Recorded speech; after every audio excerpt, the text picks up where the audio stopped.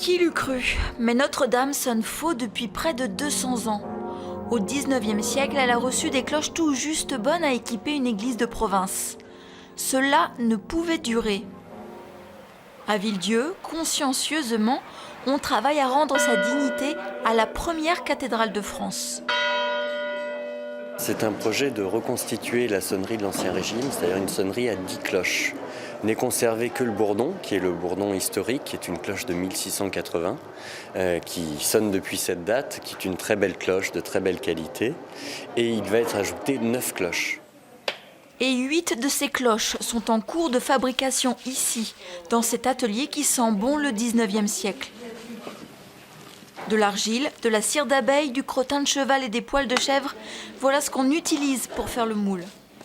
Il faut que les cloches de Notre-Dame soient les plus belles. La fonderie Cornille-Avare a déployé tout son savoir-faire. On a travaillé beaucoup sur le matériau pour avoir une argile extrêmement compacte, extrêmement résistante. On a travaillé beaucoup sur la métallurgie pour avoir un bronze extrêmement dense, extrêmement compact. Et on a aussi beaucoup travaillé sur la symbolique, puisque cela fait 25 ans qu'on pousse pour qu'il y ait de la création contemporaine sur les cloches. Virginie Bassetti décore des cloches depuis 20 ans. C'est son projet qui a été retenu pour celle de Notre-Dame. Chacune est dédiée à un saint. Un travail de création guidé par une phrase de saint Augustin « Je suis la voie qui cherche les voyageurs ».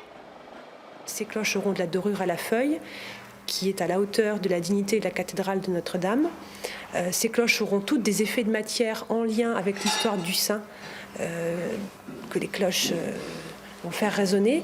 Et puis, il y a toute une série de filets que vous pouvez voir maintenant, qui ont tous une symbolique au niveau des nombres. Nous n'en saurons pas plus. Il faut que la surprise soit totale pour le 2 février 2013, jour où elles seront bénies.